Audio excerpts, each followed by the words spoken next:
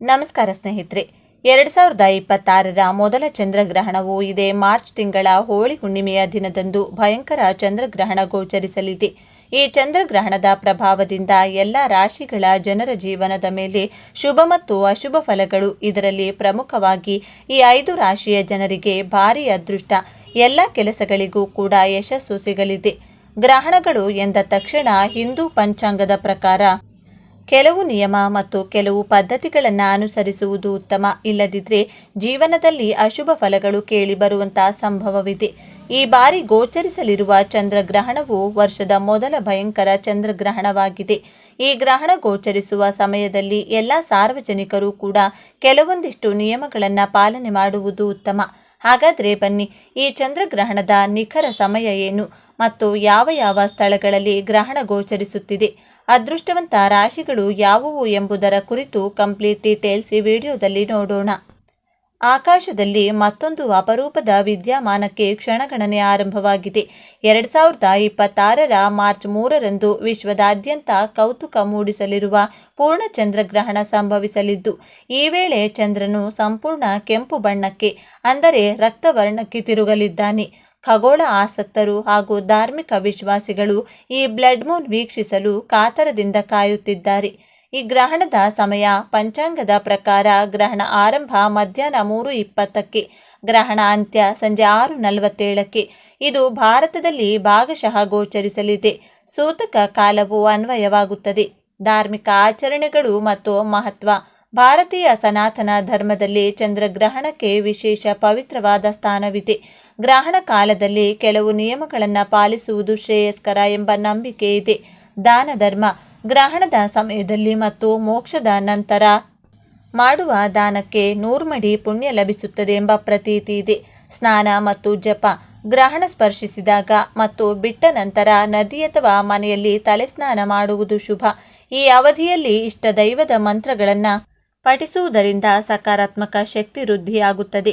ದೇವಾಲಯಗಳ ವಿಶೇಷ. ಸಾಮಾನ್ಯವಾಗಿ ಗ್ರಹಣ ಕಾಲದಲ್ಲಿ ಎಲ್ಲ ದೇವಾಲಯಗಳ ಬಾಗಿಲು ಮುಚ್ಚಲಾಗುತ್ತದೆ. ಗರ್ಭಿಣಿಯರಿಗೆ ವಿಶೇಷ ಎಚ್ಚರಿಕೆ.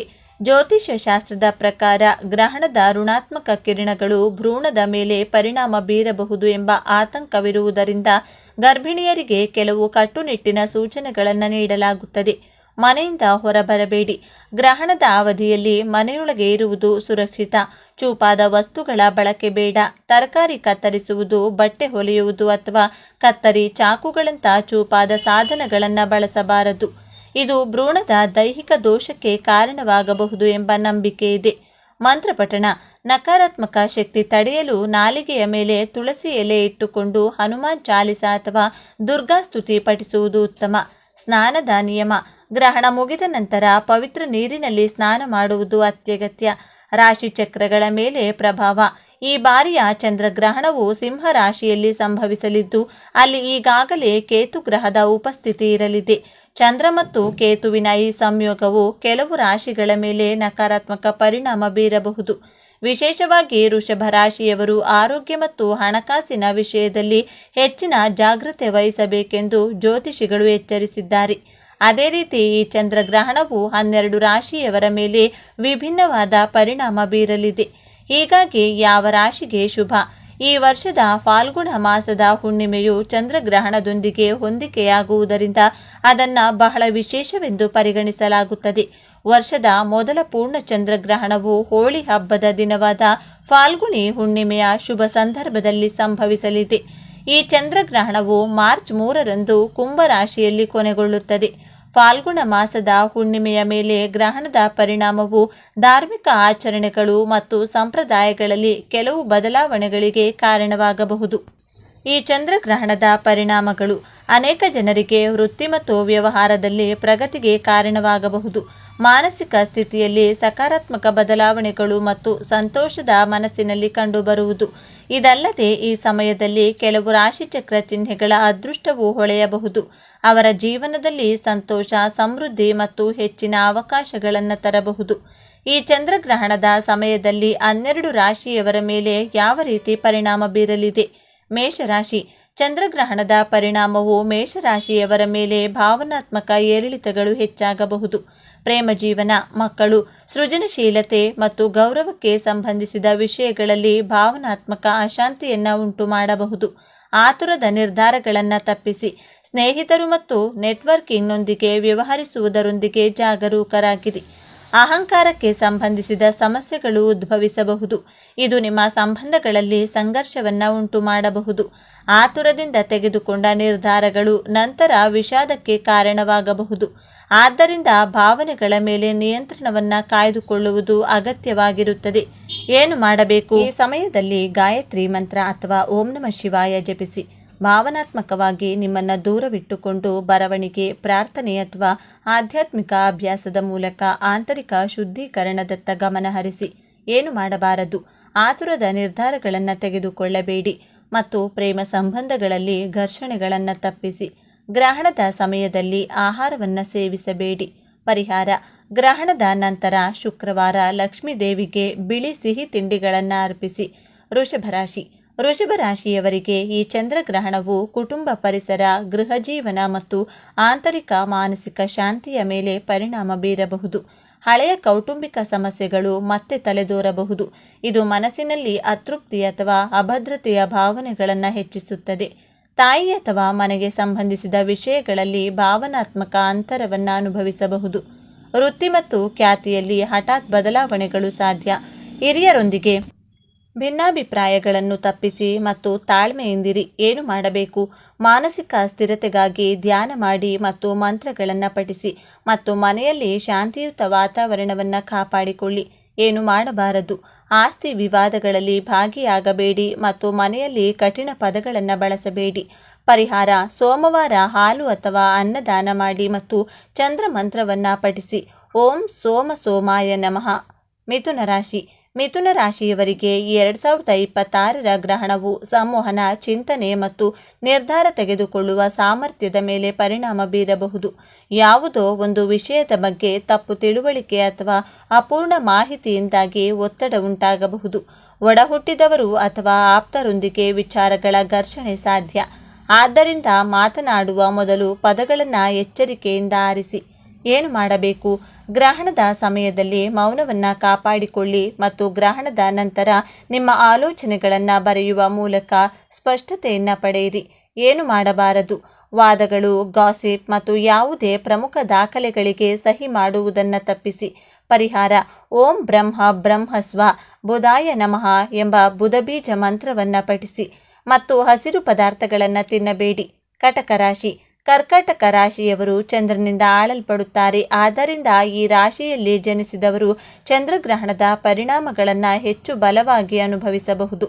ಈ ಬಾರಿ ಸಂಪತ್ತಿನ ಮನೆಯಲ್ಲಿ ಗ್ರಹಣ ಸಂಭವಿಸುತ್ತಿರುವುದರಿಂದ ಹಣಕಾಸಿನ ವಿಷಯಗಳಲ್ಲಿ ಜಾಗರೂಕರಾಗಿರುವುದು ಬಹಳ ಮುಖ್ಯ. ಅನಗತ್ಯ ಖರ್ಚು ಅಥವಾ ತಪ್ಪು ಹೂಡಿಕೆಗಳು ನಷ್ಟಕ್ಕೆ ಕಾರಣವಾಗಬಹುದು. ಹಣಕಾಸಿನ ವಹಿವಾಟುಗಳನ್ನು ಚಿಂತನಾಶೀಲವಾಗಿ ನಿರ್ವಹಿಸಿ ಮತ್ತು ಯಾವುದೇ ಪ್ರಮುಖ ನಿರ್ಧಾರಗಳನ್ನು ತೆಗೆದುಕೊಳ್ಳುವುದನ್ನು ತಪ್ಪಿಸಿ. ಅಲ್ಲದೆ ನಿಮ್ಮ ಮಾತನ್ನು ನಿಯಂತ್ರಿಸಿ, ಏಕೆಂದರೆ ಸಣ್ಣ ವಿಷಯಗಳು ಸಹ ಸಂಘರ್ಷಕ್ಕೆ ಕಾರಣವಾಗಬಹುದು. ಈ ಸಮಯದಲ್ಲಿ ಆರೋಗ್ಯದಲ್ಲಿ ಏರಿಳಿತಗಳು ಸಹ ಸಾಧ್ಯ. ಮಾನಸಿಕ ಶಾಂತಿಯನ್ನು ಕಾಪಾಡಿಕೊಳ್ಳಲು ಮಂತ್ರಗಳನ್ನು ಪಠಿಸುವುದು ಪ್ರಯೋಜನಕಾರಿ ಎಂದು ಪರಿಗಣಿಸಲಾಗಿದೆ. ಏನು ಮಾಡಬೇಕು? ಭಾವನಾತ್ಮಕ ಮಿತಿಗಳನ್ನು ಬಲಪಡಿಸಿ ಮತ್ತು ಕೃತಜ್ಞತಾ ಧ್ಯಾನವನ್ನು ಅಭ್ಯಾಸ ಮಾಡಿ.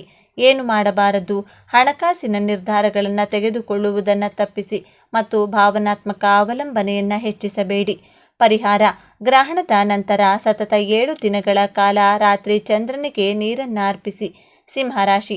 ಸಿಂಹರಾಶಿಯವರಿಗೆ ಚಂದ್ರಗ್ರಹಣದ ಪರಿಣಾಮಗಳು ಸಾಕಷ್ಟು ಪ್ರಯೋಜನಕಾರಿಯಾಗಬಹುದು. ವಿಶೇಷವಾಗಿ ವಿದ್ಯಾರ್ಥಿಗಳು ಈ ಅವಧಿಯನ್ನು ವಿಶೇಷವಾಗಿ ಲಾಭದಾಯಕವೆಂದು ಕಂಡುಕೊಳ್ಳುತ್ತಾರೆ, ಏಕೆಂದರೆ ಇದು ಸ್ಪರ್ಧಾತ್ಮಕ ಪರೀಕ್ಷೆಗಳು ಮತ್ತು ಅಧ್ಯಯನಗಳಲ್ಲಿ ಯಶಸ್ಸನ್ನು ತರಬಹುದು. ರಾಜಕೀಯ, ಆಡಳಿತ ಅಥವಾ ಸರ್ಕಾರಿ ಸೇವೆಗಳಲ್ಲಿ ತೊಡಗಿರುವವರು ಈ ಅವಧಿಯನ್ನು ವಿಶೇಷವಾಗಿ ಪ್ರಯೋಜನಕಾರಿ ಎಂದು ಕಂಡುಕೊಳ್ಳುತ್ತಾರೆ, ಏಕೆಂದರೆ ಅವರ ಪ್ರಯತ್ನಗಳಿಗೆ ಗೌರವ ಮತ್ತು ಮನ್ನಣೆ ಸಿಗಬಹುದು.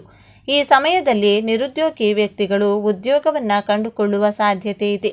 ಹೊಸ ವ್ಯಾಪಾರ ಅವಕಾಶಗಳು ಮತ್ತು ಒಪ್ಪಂದಗಳು ತೆರೆದುಕೊಳ್ಳುವುದರಿಂದ ಉದ್ಯಮಿಗಳು ಸಹ ಈ ಅವಧಿಯನ್ನು ಪ್ರಯೋಜನಕಾರಿ ಎಂದು ಕಂಡುಕೊಳ್ಳುತ್ತಾರೆ.